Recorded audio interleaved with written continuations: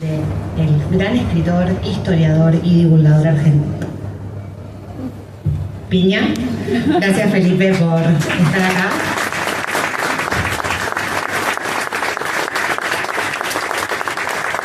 Bueno, Felipe, que tiene más de 30 libros publicados en su haber, se está estrenando como novelista con Conspiración en Londres, Un rey Borbón para el Río de la Plata. Y es una novela histórica, una novela de no ficción, como se está llamando, que tiene muchos puntos en común con la historia de la República Oriental del Uruguay. Así que me parece que va a ser una conversación muy interesante la que vamos a tener, porque nos está acompañando además otra gran escritora e historiadora y divulgadora también, que es de nuestro país, Ana Ribeiro. Ana, también gracias por estar.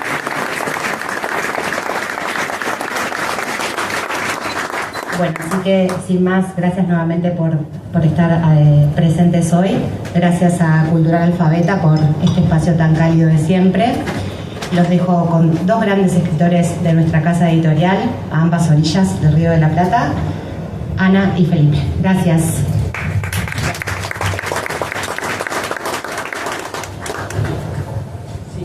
No tendrá ningún misterio raro, porque a mí a veces se me embrujan estos. Buenas noches, ¿me escuchan bien? Sí. Porque Felipe tiene una voz más, pero la mía es media raquítica. ¿Todos me escuchan bien? Es un placer que estemos acá y parece que estamos a salvo, que estamos a cierta intemperie. Felipe, te recibimos con mucho gusto y con mucho desafío, ¿sabes? Bueno. Viste que en el Río de la Plata, de ambas orillas, hay desconfianza ante el éxito. Y vos sos exitoso. Lo siento decirte lo que debes hacer. Entonces eso genera siempre alguna cosa. Esto es historia seria, vende tanto. Después de 30 libros creo que demostraste unas cuantas cosas, pero ahora hace ficción. Entonces el desafío vuelve a cuestionarse otra vez. La primera pregunta es, ¿y por qué la ficción y cómo te animaste? Bueno, ante todo, muchas gracias. Un placer estar en una ciudad tan querida como Montevideo y con una colega tan prestigiosa como la querida Ana Ribeiro, a quien admiro mucho, y la verdad es que sus aportes son fundamentales para nuestra historia común. Todo empezó con mi escritura del libro sobre Manuel Belgrano, cuando descubrí este episodio que me pareció realmente surrealista, de dos, ya la entrada me parecía muy interesante, que eran dos sujetos que se odian profundamente, que no comparten prácticamente nada y que tienen puntos obligados a una misión, ¿no? Eso ya me parecía que era un interesante inicio de una dramaturgia y encima real, encima que era verdad. Y después, bueno, este episodio de ir a Europa en ese año 15, el año que lo va a cambiar todo, el año de el retorno y a la vez la caída de Napoleón en tan poco tiempo, que vuelve a Europa completamente reaccionaria, monárquica, restauradora, donde eso va a tener, por supuesto, consecuencias muy claras para nuestros países.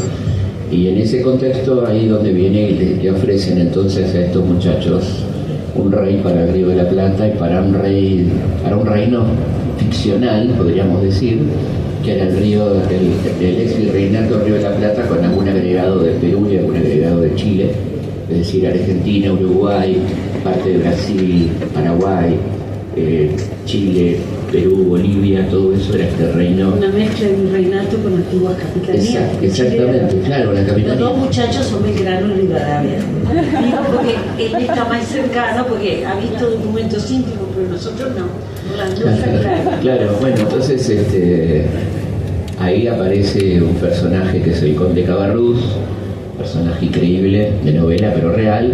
Ya estaba Zarratea, que para ustedes es una persona conocida, tristemente célebre, y que era el enviado diplomático de Buenos Aires en Londres, y este ya tenía su negocio armado con este Conde Cabarrús y con un rey posible que era ni más ni menos que Francisco de Paula, el hermano de Fernando VII, ¿no? Y bueno, viene toda esta cosa que ya me parecía de por sí un fondo histórico muy alucinante, más lo que pasa en el 15 en Río de Janeiro, posible entrega de estas provincias a Gran Bretaña con Carlos de Alvear, o sea que era toda una cantidad de cosas que me parecía que merecían otro tratamiento por fuera del ensayo, ¿no? Y en ese otro tratamiento, porque convengamos, él pone a todos los actores en escena, nos da una información a veces sorprendente, valiosa, siempre es una información en clave de carnadura. Siempre es, mirá, San Martín era asmático, claro, ¿no? Mirá, este se mareaba en alta mar, este otro lo llevaba mejor. Sí. Qué antipático que era, qué torpe, qué vanidoso, o qué gentil, mirá qué seductor. Todos los personajes tienen, no voy a spoilear demasiado, no, supongo que vos te vas a vender. Ya spoileamos todo. Entonces, todos los personajes tienen esa cosa que da la ficción, que es fantástica y que la historia suele retasear, creo que cada vez menos, después de la historia de las mentalidades, después de la microhistoria, creo que cada vez menos. Pero siempre del amigo Dubí, del amigo Giovanni Levi, de tantos otros. Pero creo que de cualquier manera hay como un prurito académico de que solamente los puedo usar esos datos encantadores y humanizantes de los grandes personajes si van además salpimentados con mucha jerga académica incomprensible para que no vayan a desconfiar que somos inteligentes. Esa cosa que se dice habitualmente, que qué difícil habla este hombre, debe ser interesante, ¿no? Sí, tal cual. Mira, tenés un ejemplo de alguien que admiramos profundamente ambos, que es Erich Hobsbawm, ¿no? Uno de los más grandes historiadores de la historia, valga la redundancia, que el tipo siempre sazonaba con anécdotas, con detalles, con caracterizaciones psicológicas de los personajes, que es para mí la forma más seria y más linda de contar la historia, ¿no? Para mí también, creo que en eso coincidimos plenamente, porque después de tu novela yo tengo una sensación de conocer mejor a Rivadavia, precisamente porque estuve con él en todo el viaje en barco. Él lleva antes a lo largo. Hay que bancarse a Rivadavia 50 días en un barco.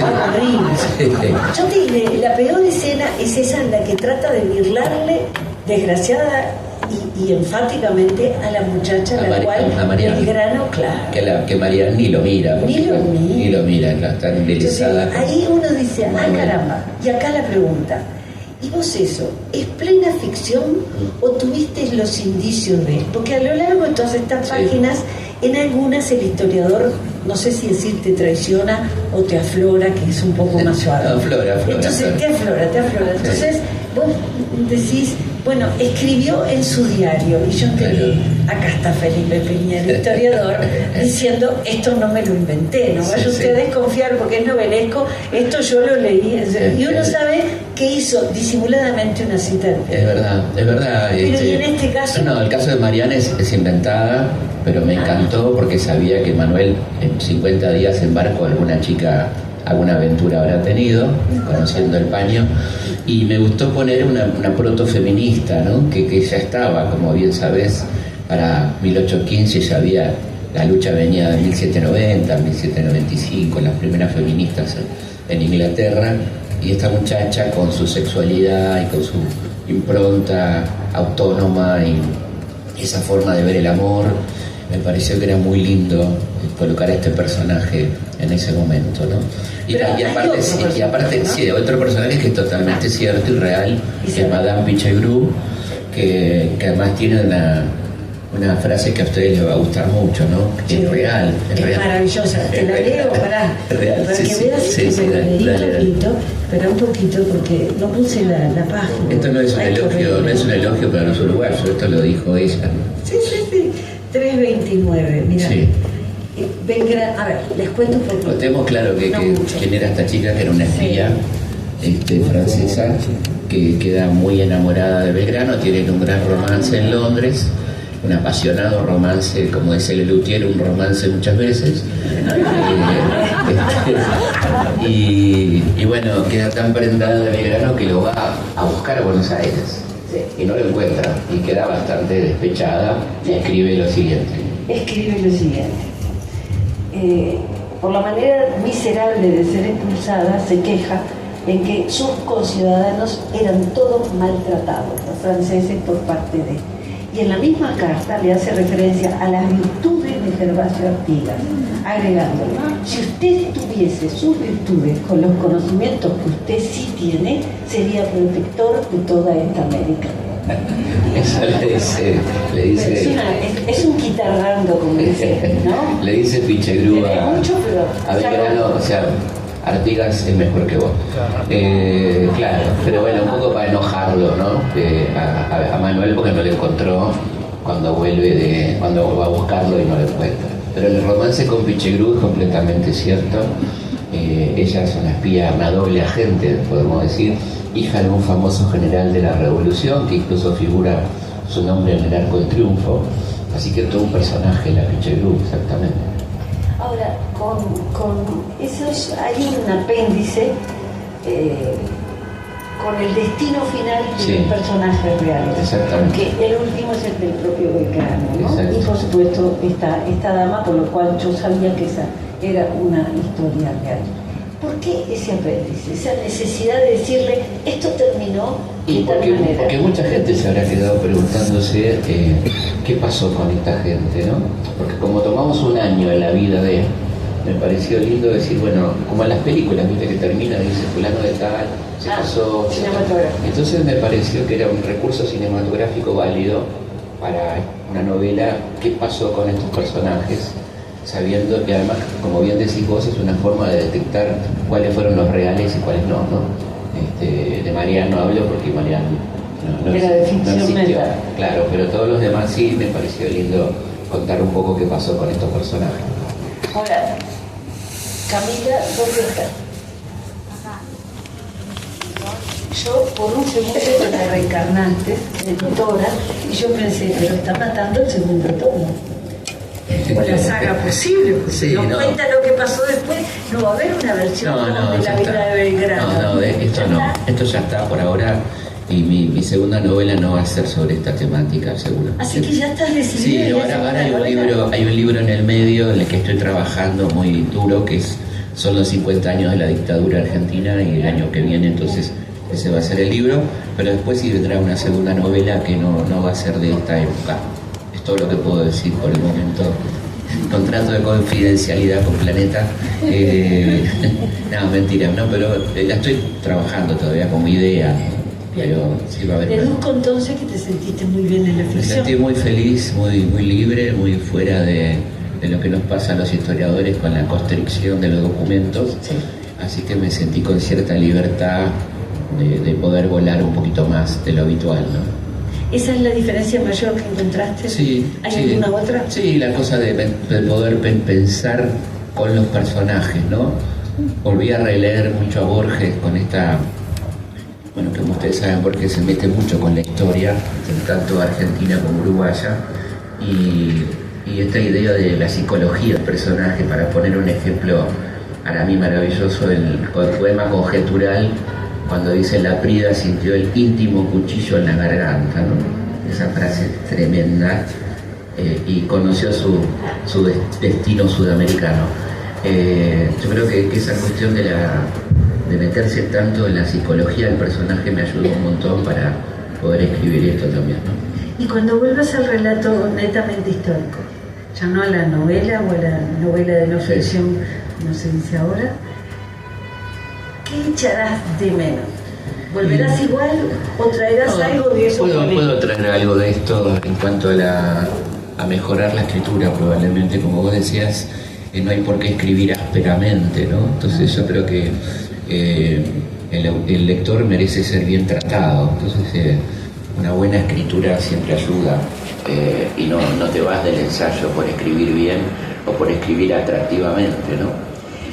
Yo leyéndote pensaba, cuando uno se mete psicológicamente tanto con los personajes y cuando uno se da cuenta a lo largo de las páginas, bueno, la vanidad insufrible de algunos, ese carácter algo mezquino de Rivadavia, sí, total.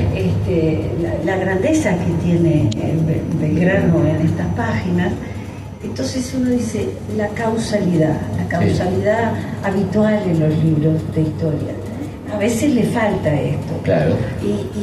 Y uno aprende mucho de la ficción cuando entiende que un personaje menor, por características psicológicas, puede tener un cúmulo de poder Total. y puede incidir en cosas que de pronto, si haces una lectura meramente estructural, no lo ves. Sí, es ¿Y muy este personaje quién es? Es muy Bastante interesante. anodino. Muy Entonces, interesante, vos no fíjate. te cambiará la causalidad cuando vuelvas. No, pero hay que tener en cuenta estas cuestiones de los tipos realmente miserables o mediocres que llegan a lugares de poder increíbles. Este tipo fue el primer presidente de la República Argentina, ¿no? Y lo digo así porque todas las descripciones, empezando por Lord Ponsonby y siguiendo por, qué sé yo, todos los visitantes hablaban de un tipo miserable, poco atractivo, de conversación aburridísima, torpe de sus formas, cero seductor, ¿no? Complejo de piel oscura, Sí, sobrepeso. el negro Rivadavia, que en aquel momento era tremendo, ¿no? Para la sociedad racista porteña. Así que sí, todo eso lo tomé de esas descripciones. Y un tipo que siempre estuvo en el poder, de una u otra manera, ¿no? Y llegó a ser presidente. Y el daño que causó, ¿no? Fíjate vos, nuestra separación, ¿no? Como países hermanos, la toma de la deuda externa, la expulsión de San Martín de nuestro país, el rechazo de la bandera creada por Belgrano, bueno, una cantidad de cosas, un currículum impresionante. Y nefasto. Nefasto, sí, personaje nefasto, sinceramente, que no recalificativo, ya que estaba haciendo una novela para que me voy a guardar, ¿no? También eso tiene la novela, tenés la posibilidad de decir cosas o de poner al personaje en situaciones que el ensayo no te lo permite, quizás.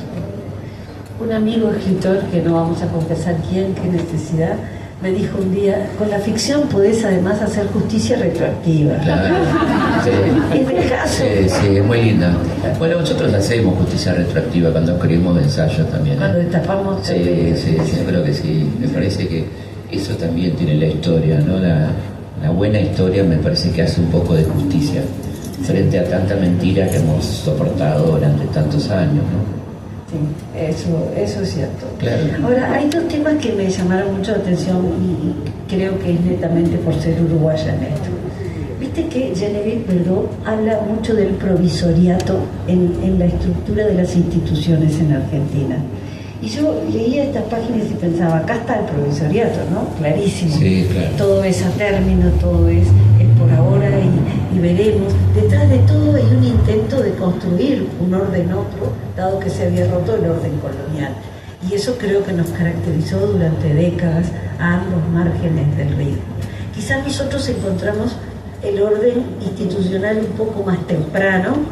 Ojo, luego pagamos un precio también alto de inestabilidad política de lo que seguía siendo un país independiente, pero parecía que perdía la independencia en la Guerra Grande, parecía que la perdía en cada motín, hasta que recién en el siglo XX nos afianzamos más y pudimos decir, bueno, estamos disfrutando de verdad una estabilidad nacional y tenemos un Estado.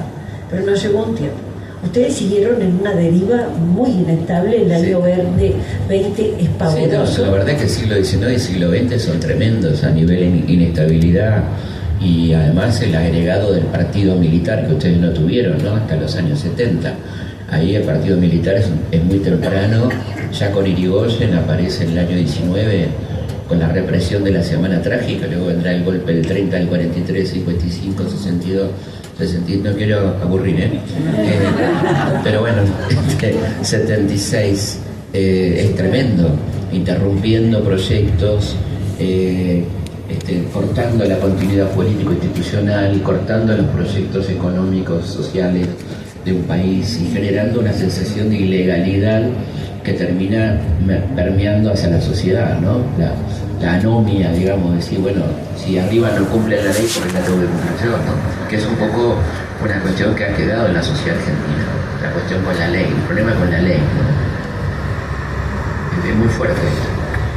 Y es casi endémico, ¿no? Y casi endémico y sí, la verdad que sí, esta cuestión de, bueno, si el de arriba no la cumple, el de arriba miente, el de arriba es corrupto, bueno, entonces, ¿por qué yo, simple mortal que pago mis impuestos, tengo que portarme bien, ¿no? Es un poco así. Una cadena en cascada. Sí, Tal cual. Entonces, ¿suscribirías la interpretación del provisoriato? Sí, sí. Sí, Es bueno, una buena hay una linda canción en Argentina que se lo atamos con alambre, ¿no? Vamos viendo, qué sé yo, vamos viendo, ¿no? Por ahora, vamos a ver. Y esto ahora, mucho, hace bastante tiempo en Argentina siempre es, andás a ver, ¿no? Y bueno, vamos a ver, o no sé, o llegamos a diciembre, o hace rato, ahora ni te cuento, ¿no? Pero hoy particularmente ni te cuento, pero bueno, la verdad que sí, es una cosa muy loca y un vértigo muy, muy impresionante, ¿no? De no saber qué va a pasar, la pérdida de la sorpresa también, fíjate vos, te levantás y te dicen cualquier cosa, decís, bueno, no hay asombro. Había un extraordinario periodista argentino que ustedes quizás conocen, Adolfo Castelo, de la Noticia Rebelde, para la gente más grande, que decía: Argentina, el país donde el asombro se quedó sin ejemplos. Ese es fuerte. Ahora, igual amo mi país, nadie lo duda. Lo amo profundamente, pero digo, estas cosas son así. Y justamente también esto hace que el pueblo sea muy sufrido, ¿no? En esta locura de la sensación permanente de inestabilidad, ¿no? Ahora, nosotros tenemos un poquito de capacidad de asombro todavía. Sí, claro. Creo que bastante. Y está bien. Mi asombro frente a estas páginas fue un asombro de tipo historiográfico. Porque cuando llegué al final, claro, yo también estaba un poco enamorada de Belgrano, igual que las muchachas estas. Sí. Y pensaba, ¿con qué emotividad presenta en esas páginas finales, ese momento de más emoción, ese hombre que desembarca en el año 16, después de haber hecho esta misión fallida, por suerte, sí, claro, donde había ido a buscar un rey? Exacto. Y hace una propuesta monárquica. Entonces, es como que para los uruguayos está vetado pensar en ninguna monarquía, ¿no? Claro. Vetado por completo. Y una propuesta monárquica increíble, porque lo que propone Belgrano, a contramano de todo lo que estaban proponiendo en el Congreso de Tucumán, que era un rey francés, un rey portugués. Uno llega a proponer un zar de Rusia, que creo que es un poco complicado. Aparte no me imagino a quién dejaría la hermosa San Petersburgo por la entonces ciudad muy chiquitita en Buenos Aires, ¿no? Pero bueno, ahí Belgrano a contrapelo propone un rey inca, ¿no? Y nada más y nada menos que el hermano de Tupac Amaru, alguien que para ustedes tiene una resonancia especial, ¿no? Los tupamaros. Pero creó toda una corriente con eso, que se llama incaísmo. Claro, el incaísmo. O sea, era la idea, porque además era una idea de una monarquía. Al fin y al cabo era el régimen político que habían conocido hasta el momento. Y la revolución tenía el intento de otro, pero la revolución no había salido de sí misma y era solo un caos, una destrucción permanente durante más de 20 años. Claro, la idea de que un rey podía traer orden, ¿no? Exacto. Por supuesto estamos hablando de una monarquía constitucional. Claro, pero ese rey inca era una reivindicación pseudoamericanista, porque quien lo decía era rubio, de ojos bastante claros. Rubio, claro. Y estratégica, porque siempre teníamos problemas, quizá ustedes no lo vivieron en su historia como nosotros, con el Alto Perú, digamos, ¿no? Que era siempre el grano, ¿viste? Que teníamos ahí, que no podíamos pasar para combatir al verdadero poder que era Perú. Entonces ese Alto Perú estaba siempre complejo y había la propuesta de Belgrano era convencer a esos pueblos indígenas con un rey inca y terminar de incorporarlos a la causa patriota, ¿no? También esa era la idea. Y elegido, bueno, ni más ni menos que Juan Bautista Tupac Amaru, que estaba preso en una cárcel española en África, y que es una historia increíble porque ese muchacho luego va a terminar, luego de la rebelión del año 20 en España, termina en Buenos Aires viviendo, ¿no? El hermano de Tupac Amaru, muere bastante longevo. Sí, muere longevo, escribiendo sus memorias. El que no fue rey termina viviendo en Buenos Aires, efectivamente. Es una historia muy linda la de Juan Bautista. Una historia tremenda porque pasó muchísimos años de su vida preso y le mataron a toda la familia, como todos sabemos, ¿no? Sí. Ahora, a mí no dejó de sorprenderme, y ahí pensé, dije, claro, lo pienso desde mi condición de uruguaya, básicamente. ¿Cómo terminamos con esta admiración ante una propuesta monárquica? Monárquica, sí. Pero bueno, es eso. Es que nosotros somos todos hijos de Artigas. Sí, claro, bueno, ustedes son... La República nos parece... Ustedes nacieron con la República en Argentina era una entelequia, ¿no? Y vivíamos en una situación de caos permanente que con los recursos de la época lo que se parecía al orden podía ser una monarquía, podía ser, ¿no? No había tampoco ninguna certeza, pero ellos pensaban que, bueno, quizá un rey podía traer algún tipo de orden, ¿no? Esa fue la idea. Que bueno, que tampoco... Muchos orientales lo pensaron también, ¿no? Sí, Hubo sí. un grupo de orientales que lo pensaron. Claro. Todos los que emigraron al Río de Janeiro, todos los que se dejaron seducir por la nada seductora Carlota Joaquina, sí, claro. Que aquí es un personaje muy importante, Sí, claro, fundamental. en tu libro, ¿no? La hermana de Fernando VII, recordemos. La feísima hermana de muy Fernando fea. VII, a la que nadie le perdonó su fealdad. Sí, aparte porque todo... la asociaron a la intriga, la asociaron a la maldad que le afloraba. Maldad natural. Y de Juan nadie dice nada, ¿viste? Juancito parece que era bueno el marido, ¿no? Sí. Nadie dice nada. Eso Sí, es cierto, como el machismo aflora ahí, y no hay descripción, no hay mención, no descripción, mención de Carlota que no sea acompañada, como dice Ana, de la fea, muy fea, sí, horrible. todo el tiempo, como si el esposo hubiera sido bonito. Sí. Porque convengamos, cuando la corte portuguesa llega a Río de Janeiro, claro, ustedes piensen que no existía la fotografía. Entonces, lo que llegaban eran grabados, eran retratos que les hacían, digamos, modernamente, un Photoshop feroz. Entonces, los reyes eran maravillosos de apariencia. Cuando lo vieron bajar, además se llenaron de piojos en el barco y los tuvieron que pelar. Y la reina venía rengueando. La reina rengueaba, el rey estaba con sobrepeso, pelado, piojiento. Era todo horrible. No era para la revista Caras, digamos. No. Ninguno de los dos. Era realmente patético. Fue un impacto, porque además piensen que esa monarquía vino con la corte. Y la corte eran las damas con los abanicos y los perritos y... 15.000 personas. 15.000 personas. Imagínate lo que fue, ¿no? Un edilicio, ubicar a todos, para además nadie quería renunciar ni al perrito, a la sirviente, Sí, claro. Entonces era... Pero claro, el rey era también muy culto, su hijo sería, o su nieto sobre todo, sería un personaje muy culto. Entonces provocaron una levadura cultural, claro, para decirlo de alguna forma, en Río de Janeiro, muy impresionante. Y sí, claro, porque era la corte... A la larga fue bueno, pero una corte el impacto de verlos... No dejaba ser una corte europea en América, la única corte europea. La única que tuvimos. Claro, la única que tuvimos. Porque nosotros el primer rey que vimos, yo siempre te lo digo a todo el mundo, fue Juan Carlos. Claro. Pero es verdad. Claro. Y ya éramos ferozmente republicanos, ya estaba prohibido fumar. Y nadie se atrevió a decirle, apague el toscano, acá no se puede. Al fin y al cabo era el rey, pero era lo único que nos quedaba. Y allá una señora de la misma sociedad le robó la capa a la reina, un hecho famoso. ¿A Sofía le afanaron la capa en Buenos Aires. 1980, porque era plena dictadura y era el cuarto centenario de la fundación de Buenos Aires.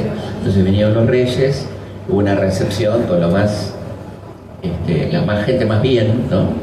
Y dentro de la gente bien, una señora de la alta sociedad, apellido Álzaga, le robó la capa a la reina. Fue famoso. Sí. No hay que confiar en nadie. Un lindo hecho. Hay gente informada. Ojo con la gente bien, ¿no? Sí. Y sí, fue famoso, salió en todos lados. Papelón, la mina lo tuvo que devolver. Horrible. Además una señora de clase alta, o sea, no era por necesidad. Bueno, nosotros tuvimos la suerte en el año 10 de que venga la infanta Isabel, que no era reina, era infanta, claro, de la familia real, que vino en el centenario. Una señora entrada en carnes también, tampoco para la revista Cara, pero esa la tuvimos en el año 10 cuando fue el centenario, 1910, la infanta Isabel de Borbón. Sí. Pero bueno, lo de Portugal es muy impresionante porque, claro, es tener una capital imperial en América, ¿no? Sí, el y daño. Carlota Joaquina era, con su frialdad a cuestas, una mujer inteligentísima Sí. y muy frustrada. Sí. Supongo que habremos compartido el placer de leer a Marcela Ternavasio Sí, claro. haciendo su análisis de Carlota Joaquina y todo lo que movió políticamente, porque fue muy Sí. intrigante, y allá donde veía la posibilidad de incidir en cualquiera de los grupos revolucionarios, ella aparecía y decía: en nombre de mi hermano, estas son Exacto. las tierras de mi hermano, Sí, de hecho estuvo, y la banda oriental por lo pronto es toda mía, y después seguiré para el lado argentino. Bueno, de hecho, y- casi estuvo ahí, Casi ¿no? lo logró, ¿no? Exactamente, con el carlotismo 1808, cuando fue Sí. la ocupación de España Exacto. por parte de Napoleón, aparece la cuestión de que ella es una Borbón y que de última le corresponde este territorio, ¿no es cierto? Exacto. Y bueno, una chica que tuvo también sus amantes importantes como Sidney Smith, que era el jefe de la cuadra. Esto no es chumerío, sino que voy a lo que decía Ana de cómo la tipa se involucraba y hacía sus estrategias, porque este tipo era ni más ni menos que el jefe de la cuadra inglesa Río de Janeiro, Sidney Smith, ¿no? Bueno, también tuvo unas reuniones, yo no te voy a decir qué fue lo que pasó porque no tengo documentos, pero fue inquietante la forma en que quiso seducir a un alto cargo de la Marina para tratar de llegar al nada menos que Salazar, Mira vos. el jefe más defensor de la corona española que tuvimos, Acá en un fanático Montevideo, claro. pro España, Sí, sí, muy, claro. muy radical. El famoso Salazar, claro, que era jefe que bombardeaba permanentemente Buenos Aires. permanentemente. Que sabe que Sí, sí, ustedes, sí. ustedes cuando eran españoles nos bombardeaban todo el tiempo, ¿no? Sin embargo los queremos, ¿eh? Está muy linda la descripción de los bombardeos de Buenos Aires durante 1810, ¿no?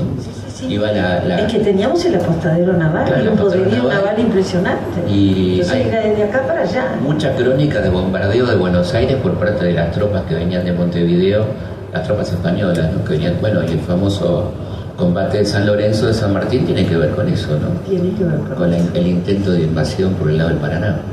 Hacemos un repaso de algunos personajes Dale. sin spoilear Bueno, por demasiado. favor, con mucho Porque yo gusto. sigo preocupado porque vos ven. No hay problema. Bueno, Artigas. Porque hay Sí. 2 o 3 referencias. Sí. Y todas son como muy amables y están hechas desde Belgrano. Sí.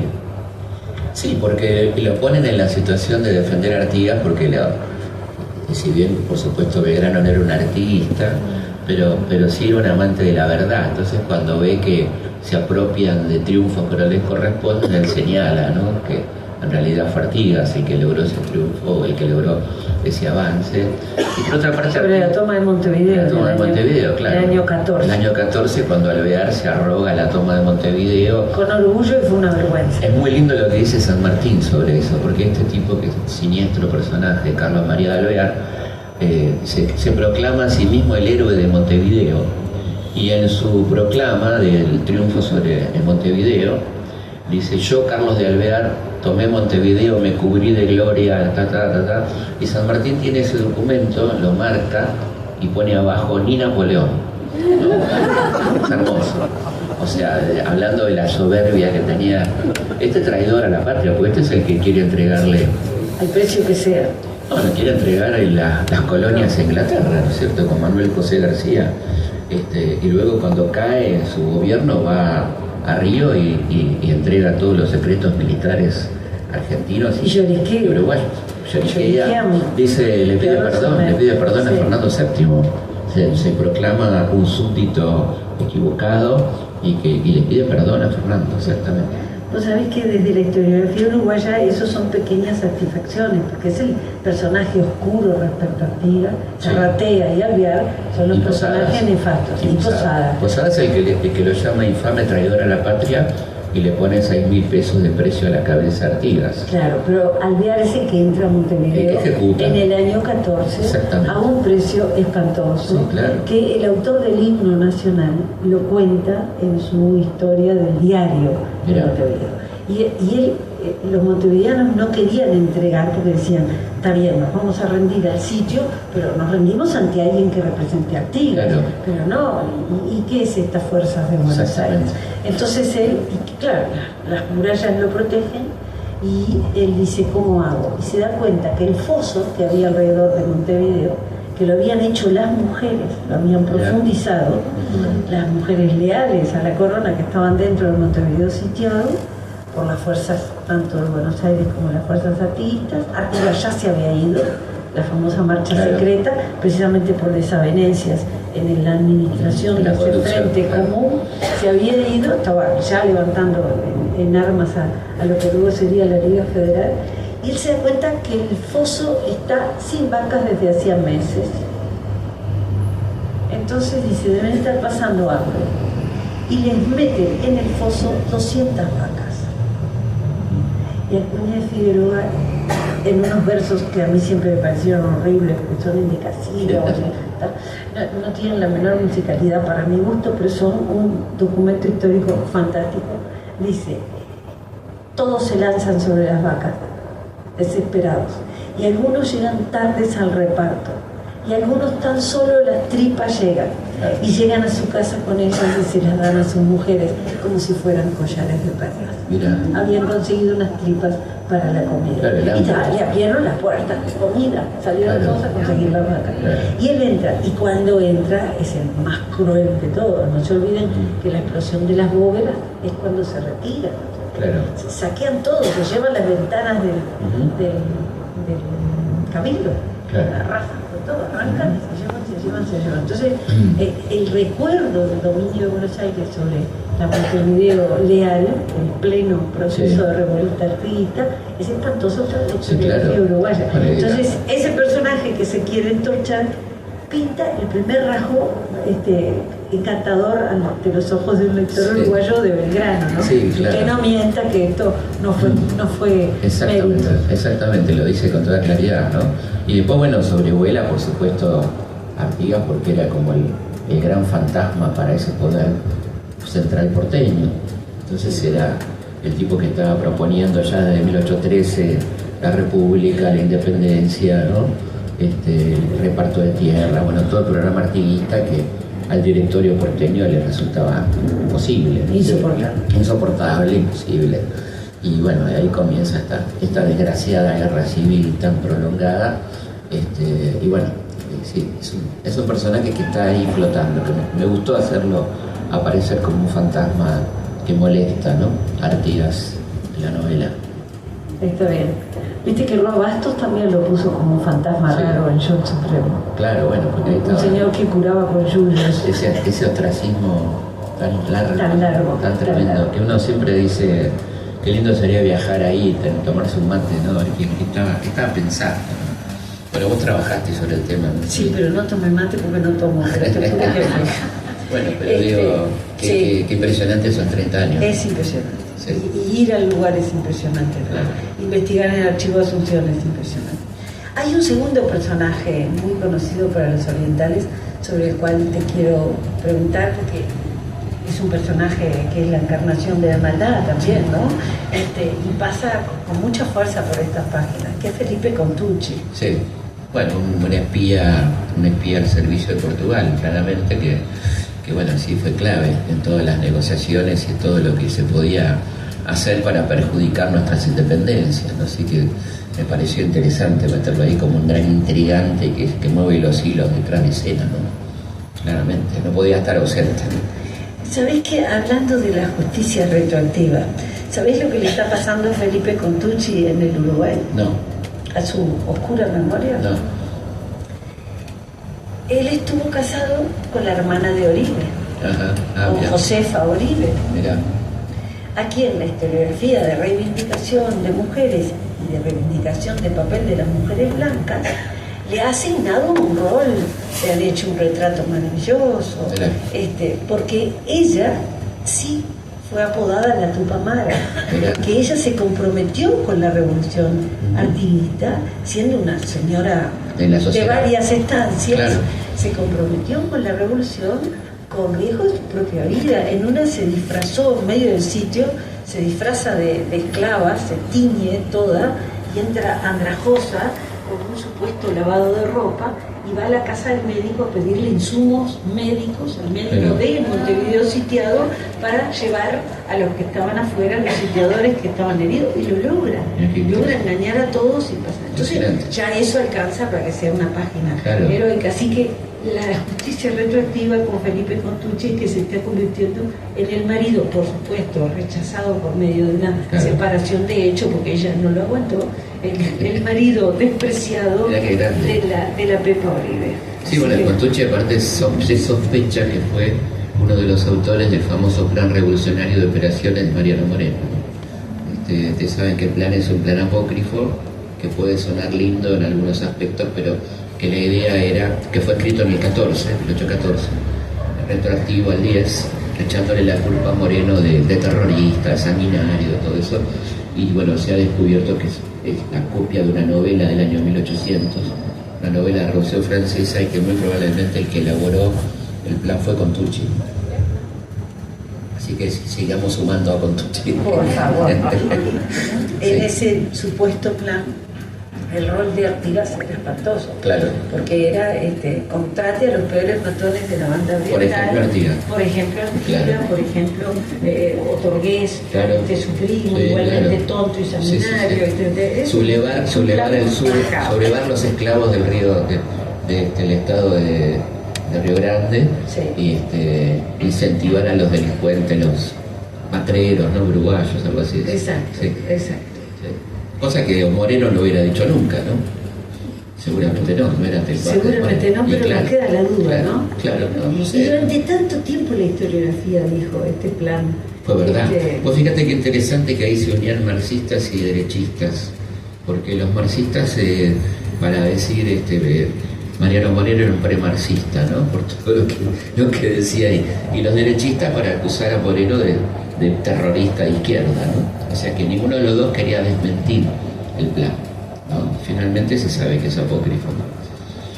Yo recuerdo muy joven, estudiando historia en la Facultad de Humanidades, y aquello que se me atragantaba un poco, porque yo decía, pero Mariano Moreno tan fantástico, ¿cómo podía ser tan fríamente calculador y hablar de esta forma y manipular así las personalidades? Y ahí había unos... Y supe que era apócrifo, tuve como un alivio. Pues sabes que hay indicios, porque por ejemplo él tiene mucho texto escrito, y tiene la mayoría del texto sobre la revolución hablando bien de los girondinos, y no hay un solo texto que hable de los jacobinos, ¿no? Y ese texto era claramente jacobino, ¿no? Extremadamente jacobino. Yo te diría robespierriano, digamos. Así que no es de él. No, y ahí tuvo la mano de Contucci, volviendo a nuestro personaje. ¿Cuál de todos los personajes que construiste a partir de la verdad, buscando una verosimilitud ficcionada, terminó sorprendiéndote más? Porque viste que cuando uno empieza a escribir, ya sea verdad o ficción, el personaje al final va cobrando fuerza y a veces hacen con uno lo que quiere. Y Belgrano va creciendo en la novela hasta ser protagónico. ¿No sabías que iba a ser tan protagónico? No sabía, la verdad que no lo tenía en un principio tan claro, y bueno, fue creciendo en la narrativa, y como fue creciendo también la necesidad del oponente de Rivadavia, ¿no? Que también se transforma en muy importante para el relato, ¿no es cierto? ¿Y alguno que te haya decepcionado o que se te haya desinflado? No. ¿Ninguno? No hubo nadie en especial, porque ya los conocía más o menos a todos estos muchachos, entonces no es que... Pero sí me pasó que me puso contento ratificar que estos dos personajes son tal cual, ¿no? Que eran como... No hubo sorpresa. Belgrano, un tipo honesto, patriota, y el otro, bueno, lo que era, ¿no? Un tipo muy traidor, muy taimado, muy cercano a Inglaterra y todas esas cosas. Tenés la peculiaridad, que no es muy frecuente, de que has escrito desde el siglo XIX y desde el XX. Sí. O sobre. Sí. Porque uno se va al siglo cuando escribe sobre. ¿En cuál te sentís más cómodo? Me siento más cómodo en el 19, pero el 20 me apasiona, por supuesto, ¿no? Pero el 19 tiene esa cosa fantástica de lo lejano, donde tenés que trabajar más en la reconstrucción. Quizá en el 20 tenemos rastros incluso de cosas vívidas, ¿no? De cosas que tienen que ver con nuestra vida. Entonces me apasiona esa necesidad de la reconstrucción de época, la contextualización, cosas que me pareció muy importante poner en el libro, qué estaba pasando mientras tanto, ¿no? La música que se escuchaba, lo que se leía, cosas que a veces en esa cosa tan estructurada de la historia, tan compartimentada, la gente no recuerda que Artigas era contemporáneo a Beethoven, por ejemplo, ¿no? Que es re lindo pensar eso, ¿no? O que se escuchaba Mendelssohn, o que, que se leía, o que Mary Shelley estaba empezando a escribir Frankenstein, ¿no? Claro. Cosas que hablan de una época y que es bueno mezclarlas para que la gente entienda todo lo que estaba pasando al mismo tiempo, ¿no? Si no nos quedamos con retazos y tenemos la cuestión del ombliguismo, ¿no? Que solamente importa la historia local, cuando nunca en nuestros países se puede leer la historia local sin el contexto. En ninguna parte, En ningún lado del mundo, pero particularmente Y en menos países, acá que fuimos un contexto tan compacto que se desgranó en esa exacto, y tan nacional. dependientes. Entonces, si nuestra revolución, imagínate, si no explicas lo que pasa en Europa, no se entiende nada de 1810, ¿no? Lo que estábamos hablando de Portugal, sin Napoleón, esta corte no hubiera venido a Río de Janeiro, ¿no? Entonces es fundamental el contexto, ¿no? Usas mucho a Belgrano como un vórtice, ¿no? Sí. Que como era un hombre culto, que hablaba inglés, francés, Exacto. entonces lo pones escuchando tal música, Sí. leyendo tal obra de leyendo literatura. Smith. Cosa que es verdad, porque él ustedes saben que él se doctoró en Salamanca y recibió de parte del Papa Pío VII un permiso especial para leer los libros prohibidos, que dice, es una breve papal donde dice, por sus excelentes calificaciones se le permite leer los libros prohibidos de religión, sociología, política, no así los pornográficos y los vinculados a pronósticos astrológicos. Y él escribe una carta a un amigo y dice, no importa porque eso los consigo en todos lados. El problema era Voltaire, Rousseau, Montesquieu, Smith. Esos eran los más eso era lo complicado. Y él es un gran admirador de dos corrientes económicas, yo diría, contemporáneas, complementarias, como es la fisiocracia, que era esta corriente de Quesnay, de Filangieri, que decía, la riqueza está en el suelo, ¿no? En las minas de plata, de oro, en la agricultura, y la revolución absoluta de Adam Smith, que dice, la revolución está en el trabajo, ¿no? En la capacidad transformadora de ese tipo, que era un verdadero revolucionario, que ha sido muy mal leído, yo creo que amañadamente leído por los liberales. En cuanto a la crítica del Estado de Smith, era la crítica al Estado absolutista. Piensen que él publica el libro en 1776. Todavía no había ocurrido la Revolución Francesa, estábamos en pleno absolutismo. Entonces la crítica al Estado de Smith es la crítica al absolutismo, no es al Estado que conocemos después, al Estado benefactor, al Estado que se ocupa de otras cosas, sino al Estado que no le está permitiendo al ser humano hacer nada, ¿no?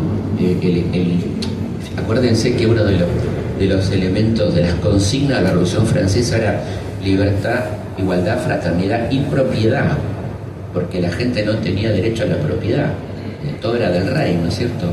Entonces creo que es interesante recordar a qué Estado se refiere Smith, y por eso Belgrano puede ser un gran lector de Smith y a la vez un proteccionista, como eran los ingleses, que te decían libertad de mercados afuera, pero no había gobierno más proteccionista que el gobierno británico, ¿no es cierto? Bueno, pero la deriva del proteccionismo y la libertad de comercio en el Río de la Plata fue fantástica. Total. Tenemos nuestros Artigas haciendo el pacto con los ingleses y Exacto. tratando de proteger como podían. Claro. Porque además fueron años de extenuación de la economía y de todos los recursos, ¿no? Todo. Terminamos sin caballos, sin vacas, sin nada. Exacto. Matamos todo. Y sí. Y la se demanda, vendían los cueros de lo que la demanda inglesa era imparable, ¿no? Además era el momento donde Inglaterra era la única potencia del mundo. Piensen ustedes que en 1815, una vez derrotado Napoleón, la potencia emergente es Inglaterra, España no existe, Holanda está en decadencia, o sea, es Inglaterra que maneja los mercados y que requiere para su industria cuero, lana, bueno, todo lo que haya en el mundo, ¿no? absolutamente ávida de Claro, todo. es el momento del del fin del imperio y el nacimiento del imperialismo, ¿no? El manejo económico de los países. Felipe, solemos sentir los uruguayos a los argentinos hablar de nosotros como la provincia rebelde. Sí. ¿Te lo parecemos? No, a mí me parece, yo creo que hoy estoy hablando de este tema muy lindo con compañeros de acá de radio, donde ellos me decían que tenemos una relación un poco desigual, ¿no? Que nosotros nos queremos a ustedes y nosotros no nos quieren, ustedes no nos quieren a nosotros. Yo creo que hay algo de eso. La verdad que en Argentina hay una corriente de cariño muy grande por Uruguay, que no siempre es al revés, pero entiendo también, porque estuvimos hablando de la historia y de lo que ha hecho Buenos Aires con Uruguay y todo lo que pasó en la historia, ¿no? Pero me parece que es una pena, porque hay pocos países en el mundo tan parecidos y con tanta posibilidad de hermanarse, ¿no? Y no hay que confundir lo que han hecho los gobiernos con lo que quieren los pueblos, ¿no? Es decir, me parece que ahí está el error, ¿no? O sea, hacer responsable a todo un país o a todo un pueblo por decisiones horribles que han tomado los gobiernos. Yo soy muy optimista respecto a esa diferencia de afecto que nos tenemos, porque por suerte la gente cada vez viaja más. Sí. Y cuando viajas, todos los uruguayos se dan cuenta que no hay nada más parecido a uno en el mundo que un argentino. Así que esto no, y no pasa lo mismo, o sea, cuando te encontrás con un uruguayo en París, en Berlín, qué sé yo, hay inmediatamente una cosa de unirse frente a la adversidad, frente a un idioma, frente a costumbres, de quién te presta el mate, si bien tenemos mates de hierbas diferentes, pero bueno, sí, yo creo que la verdad ojalá que...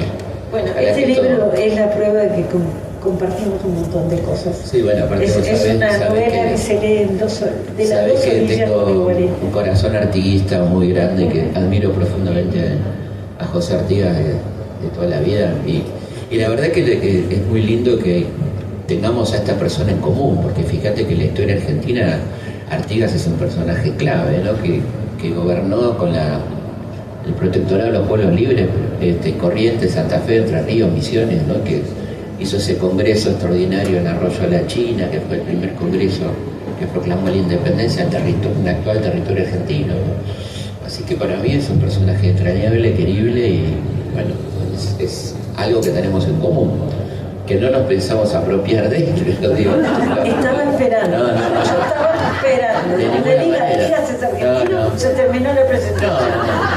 No, lo único que digo es que él nunca quiso la independencia, nada más. Como bien lo sabés. Eso es cierto. Nada más que eso. Y lo digo, después lo decía también, porque siempre hay que aclarar esto, cuando uno dice que es una pena que nos hayamos separado, no es la pérdida de la provincia oriental, sino la pérdida de la posibilidad de la unión. Me parece que va por ahí, ¿no? Yo por lo menos pienso así, no puedo dar fe de que todos los argentinos piensen así, pero me parece que lo que perdimos fue esa posibilidad, ¿no? Vos sabés que había un historiador uruguayo que decía, bueno, al final lo que triunfó de Artigas fue la tesis del ni. Tanto dijo, ni Argentina, claro. Ni Buenos Aires, ni brasileños, ni España, que al final terminamos en la independencia. Y además otro historiador agregó, bueno, en realidad él fracasó en su proyecto era claro. Las Provincias Unidas, el fracaso de su proyecto es el tamaño de la provincia oriental. Sí, y otra cosa que te leí a vos que me pareció sumamente interesante, que siempre lo cito, es permitimos la duda sobre si hizo bien o no de no mandar diputados al Congreso de Tucumán, ¿no? Sí. Yo lo que vos lo decís y me pareció muy inteligente, porque uno entiende perfectamente que él no haya querido mandarlo, porque cuando manda a sus delegados a Buenos Aires lo secuestran, invade Santa Fe, que es territorio artiguista, pero bueno, a la vez también uno lamenta que la inexistencia de un bloque sólido federal en el Congreso de Tucumán, como bien vos decís, ¿no? Sí, exacto. Mira que yo recibí algún rezongo acá por haber dicho eso. Sí, yo sé, por eso pero yo lo valoro mucho. Jorge Valle está su señor aquí, Mercedes. Jorge Valle me dijo un día, pero Ana, qué disparate que decís, tendría que haber ido, ¿cómo dudás que pudo haber tenido razón? Me rezongó bastante. A mí me parece que fue una pena, y entiendo, como dije al principio, antes de decir esto, que entiendo las razones del enojo y los resquemores más que justificados. pero a la luz de lo que pasó después hubiera sido muy interesante tener un bloque tan importante de diputados federales en el Congreso de Tucumán, ¿no? Sí, sin duda. Hoy ya están formados los estados nacionales y todos tenemos esos maravillosos y terribles apegos a nuestros países, y ya no se puede hacer retroactivo. Pero sí, lo que se puede hacer, y que vos lo haces muy bien y yo trato de hacerlo, es no vivar rencores estúpidos, ¿no? Eso digamos, sí. pasaron 200 años y Sí. la verdad que Eso sí. y es lindo ver los elementos de unión que tenemos, sobre todo porque, como decía Martín Fierro, nos devoran los de afuera, ¿no? Exacto. Creo que va por ahí la cosa, básicamente, ¿no? Bueno. Y hay muchos de afuera que nos quieren devorar por si no se enteraron. Y los de adentro no les digo nada. Por lo menos en nuestro caso. Bueno, Felipe, yo querría decirte, estoy segura que de casi todos, que vos sos el argentino que nos cae mejor. Bueno, muchas gracias. Muchas gracias. Gracias.